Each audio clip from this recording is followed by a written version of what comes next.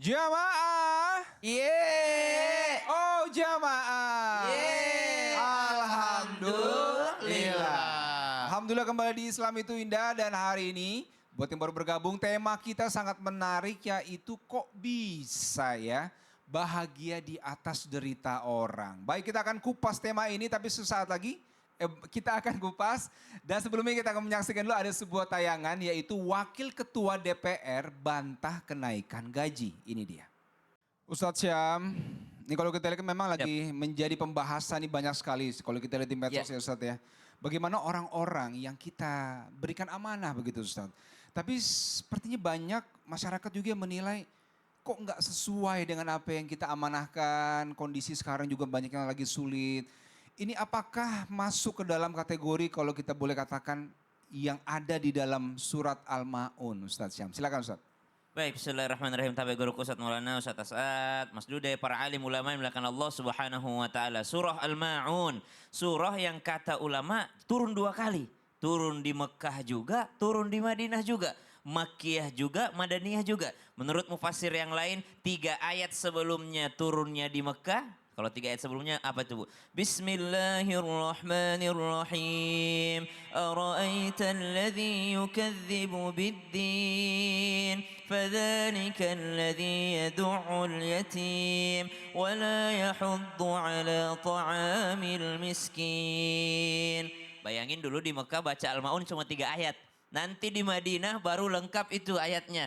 Fawailul lil musallin alladzina hum an salatihim sahun alladzina hum yura'una wa yamna'una al-ma'un.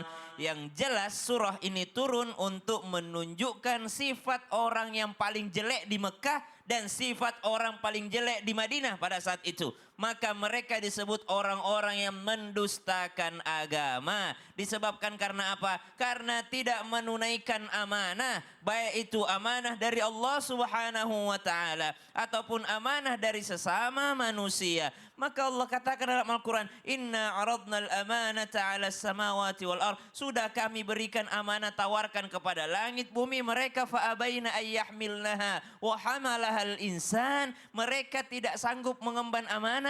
Lalu manusia mengemban amanah tersebut. Subhanallah. Apa kaitannya dengan pembahasan kita hari ini? Banyak orang-orang yang terlihat ingin mengambil amanah. Tapi ternyata dia menyeleweng daripada amanah. Jangan kita jauh-jauh ke DPR. Jangan kita jauh-jauh kepada orang lain. Mari kita bercermin diri kita sendiri.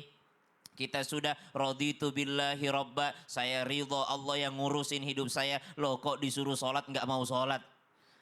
Saya rela Allah yang bikin aturan dalam hidup saya. Kok disuruh nutup aurat nggak mau nutup aurat? Subhanallah. Mulai daripada yang kecil-kecil. Kalau kita mengatakan subhanallah ini wakil DPR ini segala macam kita nunjuk orang. Mestinya kita bercermin diri kita dulu. Hasibu anfusakum qabla an tuhasabu. Tapi kalau berbicara pemimpin, Sayyidina Umar bin Khattab radhiyallahu anhu warda, beliau ketika diangkat menjadi seorang Amirul Mukminin, beliau ucapkan inna lillahi wa inna ilaihi raji'un. Kenapa? Tahu betapa beratnya pertanggungjawabannya di peradilannya Allah subhanahu wa ta'ala. Pengadilan manusia, siapa yang pandai ngomong dia lolos. Pengadilan manusia, siapa yang pandai bawa bukti bisa lolos. Di pengadilan manusia dunia, semua bisa lolos dengan kepandaiannya, kelincahannya, mengelak sana sini, kanan kiri. Tapi di pengadilan Allah, bukan lagi mulut yang berbicara, tapi tangan yang berbicara. Al-yawma nakhtimu ala afwahihim wa tukallimuna aydihim.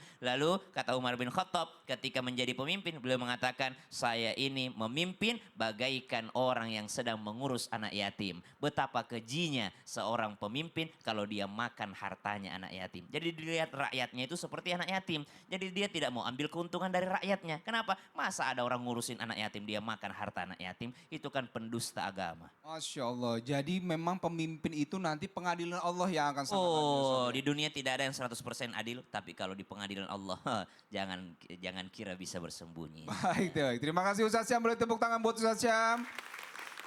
Pengadilan dunia masih bisa berkelit, tapi ketika sudah pengadilan Allah akan ada hal yang sangat adil nanti akan dipertontonkan. Baik, terima kasih Ustadz Syam dan sekarang kita langsung bertanya ke Ustadz Maulana. Iya, siap. Ustadz Maulana, Hmm. Ustadz kalau kita nih Ustadz ya diberikan amanah sebuah jabatan Ustadz. Diberi amanah sebuah jabatan. Jabatan. Nah, bagaimana sikap kita supaya nggak terlihat sombong? Ya. Pertanyaannya begini Ustadz, boleh nggak sih kalau kita dikasih amanah jabatan, kita merasa seneng nih. Oh, Tapi kita nggak boleh terlihat sombong nih. Bagaimana menyikapi dalam Islam? Silakan Ustadz. makasih banyak Mas Dude, izin Ustaz dan Ustaz Syam. Nah buat semuanya, bagaimana agar jabatan itu tidak membuat orang sombong? Apakah boleh tertawa, bahagia, senang ketika diberi jabatan? Maka ketahuilah jabatan itu akan diminta pertanggungjawabannya. Bukan hanya di dunia tapi di akhirat. Maka sikapi ketika kita diberi jabatan. Kebayang nggak para sahabat Nabi dulu diberi jabatan justru nangis, justru berkata innalillahi. Kalau sekarang gimana Bu? Nggak usah jauh-jauh, jadi RT aja rebutan ya kan? Nah, maka dalam hal ini kalau agar supaya amanah itu, jabatan itu tidak menjadi sesuatu yang menyebabkan orang jadi sombong. Sombong itu artinya apa? Menolak kebenaran, tidak mau dinasihati, tidak mau melihat yang baik. Sombong itu merendahkan orang lain, menganggap dirinya lebih. Padahal menjadi pejabat, memiliki jabatan, sebenarnya dia jadi pelayan itu. Jadi sebenarnya jadi pelayan. Maka 5 yang harus dicamkan. Yang pertama, jadikanlah jabatan itu sebagai apa Bu? Jamaah. Oh jamaah. Mau tahu? Mau tahu? Jadikan ini sebagai bentuk kewajiban kita untuk menjalankan. Ini amanah ini. Maka mohon maaf. Inni ja'ilun khalifatan fil ardi. Sebagai wakilnya Allah di muka bumi ini. Semua akan menjadi wakilnya Allah. Ini aku dia ditunjuk ini jadi kesepakatan. Kita juga tidak boleh menolak kalau kita ditunjuk. Karena bisa jadi mereka mengharapkan kebaikan yang ada dari diri kita. Yang kedua, tolong tawadu. Tu dua tiga. Tawadu. Tu dua tiga. Tawadu itu merasa sesuatu ini bukan milik kita. Dikasih jadi jabatan ini jauh-jauh. Jadi RT. Wah, pos ronda disewakan. Ini contoh. Gerobak sampah disewakan. Terus dia ngambil. Itu contoh. Jamaah. Karena ibu-ibu mau dikasih contoh yang jauh-jauh, nanti nggak ngerti lagi. Lebih baik kita pos ronda aja kan. Jadi tawadu dan ingat ini sebagai kewajiban. Apalagi Bu? Syukur. Tu dua tiga. Syukur. Apa artinya syukur? Memfungsikan sesuai fungsinya. Syukur itu. Fungsikan sesuai fungsinya. Anda ini pejabat, Anda ini pemimpin, Anda ini diberi amanah, lakukan sesuainya. Sesuaikan. Mohon maaf, makanya kalau mau lihat urusan itu jadi baik, serahkanlah pada ahlinya. Tapi kalau engkau memilih yang bukan pada ahlinya, tunggu kehancurannya. Mau tahu jamaah? Jamaah? Tanamkan diri kita untuk bisa menjadikan jabatan ini sebagai sesuatu beban buat kita untuk bisa menyelesaikan. Kalau bisa, aku akan jadi terbaik, aku akan seperti ini. Harus punya rencana. Makanya ada namanya program jangka pendek dan program jangka panjang. Buat program, jadi pemimpin gak ada programnya gimana sih? Terakhir, jangan sombong dengan cara apa? Jangan flexing. Jangan flexing. Ria, ujub, bangga. Padahal itu mobil yang kau gunakan, gerobak yang kau gunakan, gerobak RT. Gerobak warga. Ya baik. Terima kasih banyak tepuk tangan buat Ustadz Maulana. Masya Allah, ilmu lagi buat kita hari ini. Amanah tadi kata Ustadz, ya jabatan itu sebenarnya jadi pelayan ya Ustadz ya, jadi pelayan. Tidak boleh sombong, bersyukur selalu. Gerobak Bu ya, pos ronda jangan disewain tuh ya, Masya Allah. Baik, terima kasih Ustadz Maulana. Baik, sekarang kita masuk. Mentang dia ketua RT, dia jualan di pos ronda. Jualan juga ya. Jadi semua dipakai ya Ustadz ya. Baik, Masya Allah, mengingatkan kita semua. Baik, terima kasih Ustadz Maulana. Baik, sekarang kita masuk ke segmen Tanya Dong Ustadz. Kami semua tanya dong Ustaz. Siapa yang mau bertanya? Siapa yang mau bertanya? Boleh angkat tangan yang mau bertanya. Baik, saya ke sebelah kiri dulu. Ibu boleh ke tengah? Silakan Ibu ke tengah sini. Langsung bertanya ke Ustadz Muhammad Asad. Iya, sini Bu. Boleh sebutkan namanya dan apa pertanyaannya. Baik, boleh Ibu di sini? Ya, langsung Ibu. Maju ke tengah boleh? Sip. Baik, langsung Ibu. Assalamualaikum warahmatullahi wabarakatuh. Waalaikumsalam warahmatullahi wabarakatuh. Ibu Nama saya Bu Sri Kurniati, Bu Sri. ya dari Majelis Al Istiqomah Desa Karangduren, Kecamatan Sokaraja, Kabupaten Banyumas, Jawa Tengah. Banyumas. Tengah boleh tepuk tangan. Mungkin banyak yang nonton Ibu dari Ustadz Banyumas. Asad, saya mau nanya.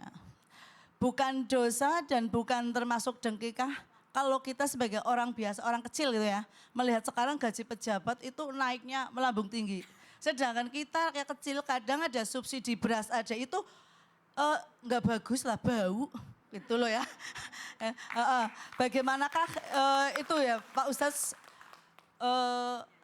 termasuk itu bagaimana gitu loh pejabatnya. Bagaimana menghadapi dan juga Menghadapinya bagaimana? Menghadapi. Menyikapinya. Ya, wassalamualaikum warahmatullahi wabarakatuh. Waalaikumsalam warahmatullahi wabarakatuh. Baik Ibu Sri, jamaah Islam itu indah. Setiap perbuatan yang awalnya dilakukan tanpa malu-malu akan berakhir dengan dipermalukan. Ya. Menjadi seorang pejabat diberikan amanah. Dan setiap amanah itu pasti akan ada pertanggungjawabannya. Tadi Ustadz Maulana sudah bilang, jadi ketua RT saja itu ada pertanggungjawabannya. Apalagi yang lebih besar ibu-ibu. Ya, setiap jabatan amanah. Satu ketika sahabat Nabi Abu Dzar meminta jabatan kepada Rasulullah.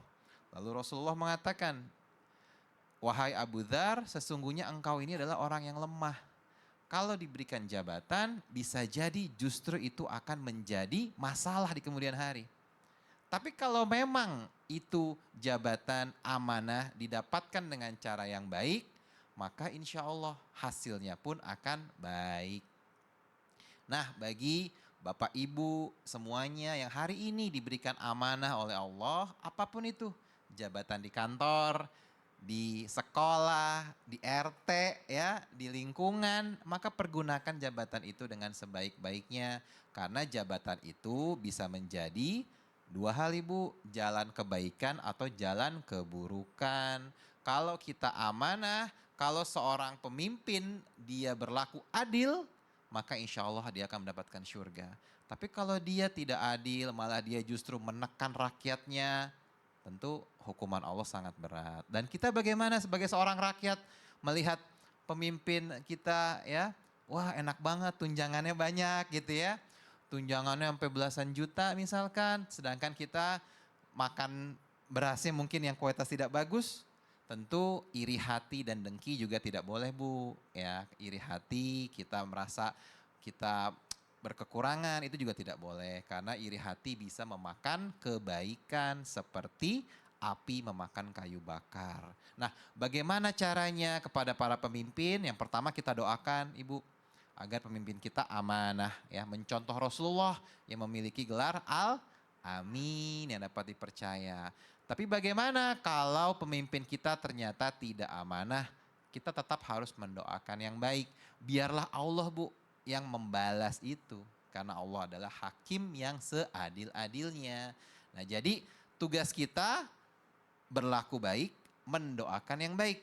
Karena Allah itu maha baik. Allah itu tidak menerima sesuatu kecuali dari hal yang baik. Dan setiap kebaikan itu akan kembali kepada diri kita sendiri. In ahsantum, ahsantum li anfusikum. Jadi dengkinya tuh sebenarnya nggak boleh, jangan dengki. Nggak boleh dengki. Doakan gitu Ustadz ya. Doain. Mudah-mudahan Allah rubah, Rubah pemimpin bolak-balikan kita, hati menjadi yang baik. Allah ya. jadikan pemimpin kita pemimpin-pemimpin yang adil. Amin ya rabbal alamin. Baik, terima kasih Ustadz Muhammad Asad. Boleh tepuk tangan buat Muhammad Asad ya. Ustadz Muhammad Asad, baik, Masya Allah.